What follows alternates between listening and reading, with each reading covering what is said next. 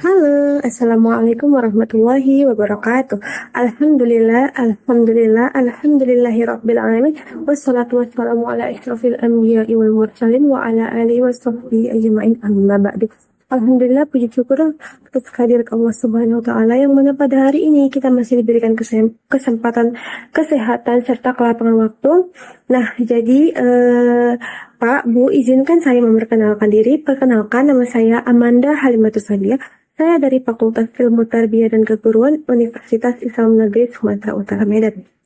Nah, saya dengan jurusan Pendidikan Islam Anak Usia Dini dengan NIM 0308212051. Nah, jadi di sini saya akan sedikit memberikan parenting tentang orang tua atau parenting Islami orang tua dalam konteks melatih ibadah pada anak usia dini, yaitu dalam berdoa. Baik, Pak Bu, perlu kita ketahui bahwa pentingnya menanamkan karakter atau melatih ibadah pada anak usia dini itu merupakan hal yang sangat penting. Mengapa demikian? Sebab pada masa inilah masa yang tepat dalam menanamkan stimulasi atau perkembangan anak. Nah, masa ini juga disebut sebagai masa golden age atau masa keemasan. Nah, yang saya sudah sebutkan tadi, mengapa penting? Sebab apa yang kita tanamkan di usia dini ini akan menjadi karakter anak dan akan menjadi pembiasaan yang akan ia lakukan ketika dewasa nanti.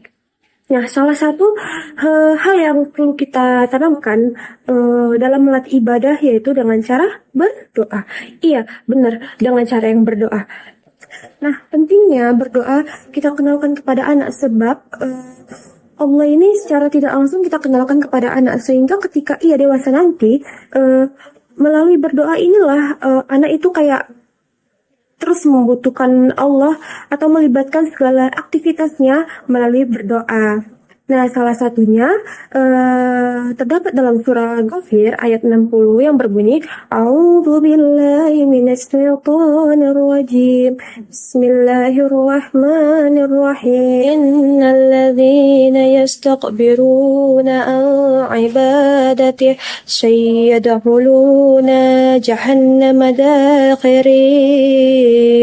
Yang artinya Tuhanmu berfirman, berdoalah kepadaku, niscaya aku akan memperkenankan atau memberikan semua apa yang kamu inginkan. Dan sesungguhnya orang yang menyombongkan diri merupakan orang yang tidak mau beribadah kepadaku dan mereka akan masuk ke dalam neraka jahanam. Nah, baik Bapak Ibu, berdasarkan tadi surah yang sudah dibaca yaitu surah Ghafir ayat 60. Adapun tafsir dari Ibnu Katsir mengatakan bahwa hal ini merupakan suatu karunia yang diturunkan oleh Allah, yaitu Allah meminta kepada hambanya untuk terus meminta segala hal yang kita inginkan, yang mana melalui apa yang kita minta, apa yang kita butuhkan, Allah akan menjamin segala apapun yang kita inginkan serta mengabulkannya.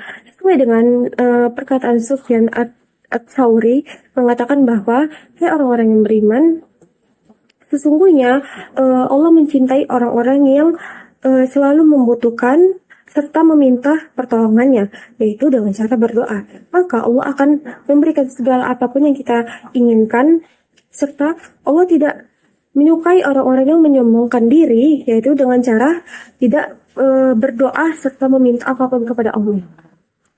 Nah, baik Bapak Ibu sekalian, memang terkadang kita sebagai orang tua itu lalai untuk mengajarkan anak kepada untuk selalu berdoa.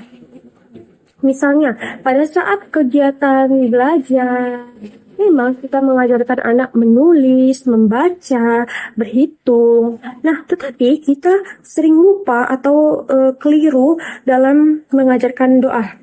Salah satunya dalam doa sehari-hari yang tadi saya sebutkan, yaitu misalkan doa belajar. Mungkin dari sinilah Pak Bu, kita harus memang membiasakan hal-hal yang sederhana ini perlu kita tanamkan kepada anak, sebab ini akan menjadi hal yang menjadi bumerang kepada anak jika dia dewasa nanti. Nah, adapun surah Ghafir ini memiliki dua manfaat. Yang pertama, ada larangan, yaitu untuk tidak sombong atau tidak menyombongkan diri. Maksudnya di sini kita sebagai manusia selayaknya memang harus mengingat Allah dengan cara berdoa meminta, sehingga Allah akan memberikan semua itu.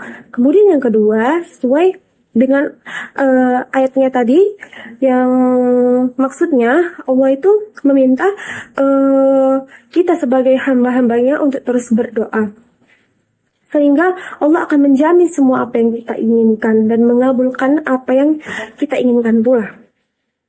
Nah, hal ini Bapak Ibu penting untuk kita terapkan dalam kehidupan sehari-hari anak. Mulai dari sekarang Bu, kita memang harus teruslah kita terapkan hal-hal yang sederhana ini, sehingga ini akan menjadi nilai positif bagi anak. Kemudian jika anak sudah mulai usia masuk TK, nah itu sebelum TK pun, nah itulah hal yang memang perlu kita bekalkan kepada anak. Nah, langkah-langkahnya yaitu dengan cara kita mulai sendiri Pak Bu. Misalnya gini, kita mau mengajarkan anak kita berdoa sebelum belajar. Nah, kita mengajak anak itu seperti kayak, nak, ayo kita belajar. Yuk, kemarin kita kan belajarnya belum baca doa. Nah, sekarang Bunda ajarin ya doanya. Nah, terus kita sama-sama kan Pak Bu untuk melakukan doa sebelum belajar ini. Nah, ketika anak sudah mulai menghafal atau sudah mulailah melakukan pembiasaan-pembiasaan tersebut, maka kita sebagai orang tua perlu memberikan apresiasi, atau kita bisa mengucapkan, Masya Allah, pinternya anak Bunda udah hafal doa belajarnya. Atau ketika kita mau berpergian kayak kemarin kita kan udah belajar doa naik kendaraan darat, coba ayo kita baca sama-sama. Nah, melalui hal-hal yang kita rasakan sehari-hari atau kita jalani sehari-hari, kita memang bisa kita selipkan beberapa doa gitu kan Bu Pak, karena itu semua saling berkaitan gitu. Nah, mungkin sekian saja Parenting Islami yang saya sampaikan. Lebih dan kurang saya mohon maaf, dan saya akhiri billahi taufiq wal hidayah. Wassalamualaikum warahmatullahi wabarakatuh.